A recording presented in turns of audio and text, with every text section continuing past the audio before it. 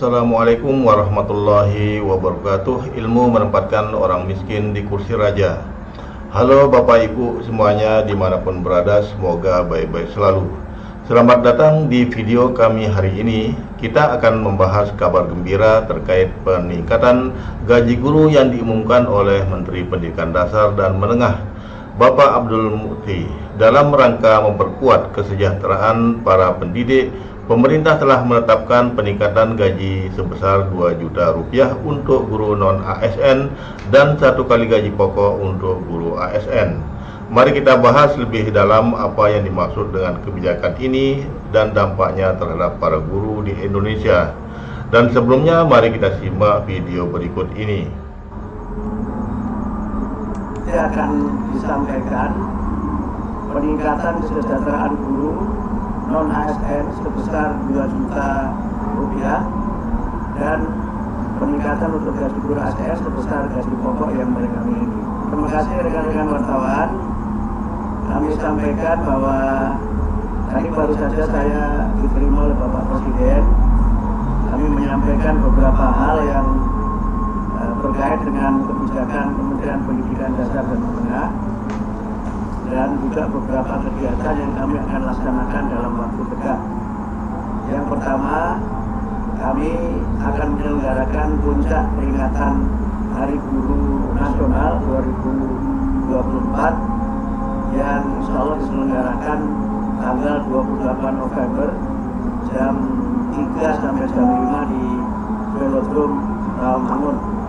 Dan kami tadi menyampaikan kesediaan Bapak Presiden untuk dapat membuka dan memberikan pengarahan dalam acara Puncak Hari Guru Nasional 2024 dengan tema Guru Hebat Indonesia Kuat.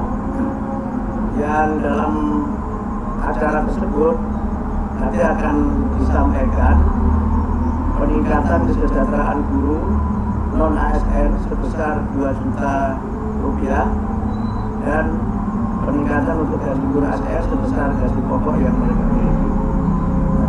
Nanti akan disampaikan pada saat puncak peringatan Hari Guru. Kemudian yang kedua, kami menyampaikan terkait dengan beberapa yang menjadi kebijakan kami untuk pembelajaran coding sebagai ekstrakurikuler sebagai kurikulum atau mata pelajaran pilihan di sekolah. Jadi mulai dari sekolah dasar, mungkin nanti kita akan kaji apakah mulai dari kelas 4 atau seterusnya, dan itu bisa kita selenggarakan sebagai bagian dari materi pelajaran pilihan di sekolah. Dan Pak Presiden sangat mendukung untuk pembelajaran coding di sekolah. Kemudian yang ketiga, ini yang mungkin sangat ditunggu oleh teman-teman wartawan terkait dengan PPDB Yonasi. Tadi kami bahas secara khusus dengan Bapak Presiden. Kami menyampaikan hasil-hasil kajian yang sudah kami lakukan dengan para kepala dinas pendidikan di seluruh Indonesia beberapa bulan lalu, dan juga kajian para pakar dan juga audiensi kami dengan beberapa stakeholder penyelenggara pendidikan. Nah, intinya terkait dengan PPDB, Pak Presiden meminta atau menugaskan kami untuk memperdalam kembali kajian pelaksanaannya, dan nanti keputusan terkait dengan pelaksanaan PPDB akan dibahas secara khusus dalam sidang kabinet. Jadi sekarang kami masih memperdalam kembali kajian tentang PPDB Yonasi, dan nanti hasilnya akan kami sampaikan kepada Bapak Presiden dan keputusannya akan ditetapkan dalam sidang kabinet. Saya kira demikian dapat kami sampaikan. Terima kasih. Ya.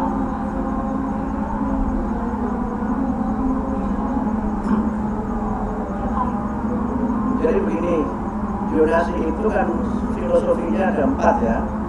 Yang pertama, Yonasi itu kan filosofinya pendidikan bermutu untuk semua. Yang kedua adalah inklusi sosial. Yang ketiga, integrasi sosial. Yang keempat, kohesivitas sosial. Ini semangat dari donasi itu. Sehingga mereka, anak-anak ini bisa belajar di sekolah-sekolah yang dekat dengan rumahnya. Yang kedua, anak-anak dari berbagai kelas sosial itu juga bisa belajar di sekolah yang sama. Sehingga tidak ada segregasi antara, mohon maaf, misalnya anak-anak dari kelas yang mampu dengan tidak mampu. Atau saya sering gunakan bahasa, tidak ada segregasi antara yang elit dengan yang alit. Karena itu ada inklusi sosial di situ. Karena donasi itu kan pakai empat kriteria. Yang pertama domisili, tempat tinggal. Yang kedua prestasi. Yang ketiga afirmasi. Yang keempat mutasi. Jadi dasarnya kan itu. Domisili tentu mereka yang tinggal terdekat dengan lingkungan sekolah itu. Prestasi adalah anak yang tidak tinggal di lokasi terdekat, tapi dia punya prestasi untuk diterima di situ. Yang ketiga, afirmasi itu untuk dua kelompok. Pertama, kelompok dari keluarga kurang mampu. Yang kedua, dari kelompok difabilitas. Nah, mutasi itu adalah anak yang mutasi karena mengikuti tugas orang tuanya. Sehingga dengan 4 kriteria itu, nanti kami akan sempurnakan lagi prosentasenya akan seperti apa. Yang sekarang jadi persoalan kan memang prosentase yang diterima dari domisili itu berapa persen, yang prestasi berapa persen, ini yang sering kali jadi persoalan. Kalau yang afirmasi itu sudah kami patok 20%. Ini bagian dari pemihakan negara terhadap kelompok-kelompok yang memang kita anggap sebagai kelompok lemah. Ya, kelompok yang memang secara ekonomi memang lemah dan memang secara fisik dia kelompok-kelompok difabel. Nah, yang mutasi tentu tidak banyak karena ini kan memang sifatnya yang misalnya wartawan pindah tugas, anaknya harus ikut itu, atau misalnya dosen pindah tugas atau anggota dewan dan sebagainya. Ini tidak banyak jumlahnya. Sehingga karena itu maka kami mencoba untuk melihat ini. Nah, yang kedua yang juga perlu kami lihat berdasarkan pengalaman beberapa daerah itu nanti juga ada alokasi untuk sekolah swasta. Karena selama ini di antara kritik terhadap donasi itu banyak sekolah swasta yang tutup, tidak kebagian murid.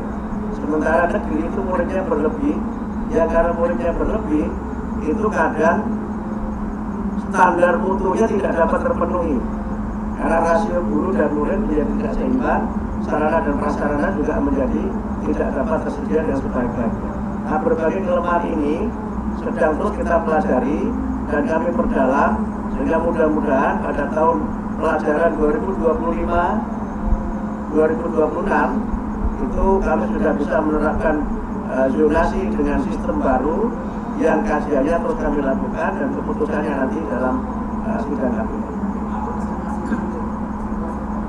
Tidak hanya persentase, tapi juga nanti bagaimana sekolah-sekolah swasta juga. Sekolah-sekolah swasta itu kalau mengenai beberapa daerah itu kan ada yang kemudian disubsidi. Nah, tapi ini sangat bergantung dari kemampuan pemerintah daerah. Ada juga yang misalnya negeri dibatasi tapi swastanya dilihat akreditasinya.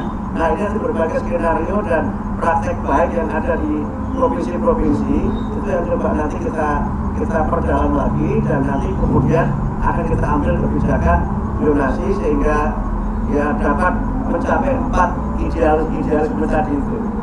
Pendidikan bermutu untuk semua, kemudian integrasi, inklusi dan kohesi sosial.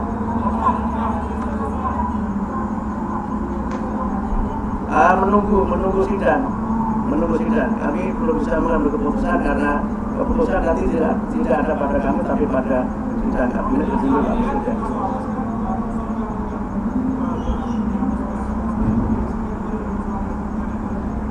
Kami belum bertemu dengan Mas Wapres soal ini. Kami baru menyampaikan pada Pak Presiden karena kami sudah memang sudah menyampaikan untuk bertemu sudah cukup lama dan minta beliau untuk hadir di acara puncak hari guru. Gitu ya. Beberapa poin penting yang telah disampaikan oleh Bapak Abdul Mukti terkait kebijakan baru di dunia pendidikan.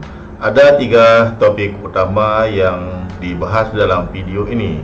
Pertama, tentang kenaikan gaji guru ASN dan non-ASN. Dalam upaya meningkatkan kesejahteraan para guru, pemerintah telah mengumumkan kenaikan gaji yang signifikan. Guru non-ASN akan menerima tambahan sebesar 2 juta rupiah, sementara guru ASN akan mendapatkan peningkatan sebesar 1 kali gaji pokok. Langkah ini diharapkan dapat memotivasi dan mendukung para pendidik dalam menjalankan tugas mulia mereka. Kedua, kita akan melihat inisiatif para calon pembelajaran, yaitu pengenalan coding sebagai mata pelajaran pilihan. Coding bukan hanya tentang belajar bahasa pemrograman, tetapi juga mengasah keterampilan berpikir kritis dan memecahkan masalah. Dengan memberikan opsi ini kepada siswa, diharapkan mereka dapat lebih siap menghadapi tantangan di era digital. Dan terakhir, kita akan membahas pengkajian ulang PPDB zonasi. Kebijakan ini bertujuan untuk memberikan akses pendidikan yang lebih adil bagi semua siswa, namun dalam implementasinya terdapat beberapa tantangan yang harus diatasi. Pengkajian ulang ini diharapkan dapat menghasilkan solusi yang lebih efektif dan tepat sasaran. Jadi, mari kita telusuri lebih dalam mengenai kebijakan-kebijakan ini dan apa artinya bagi masa depan pendidikan kita.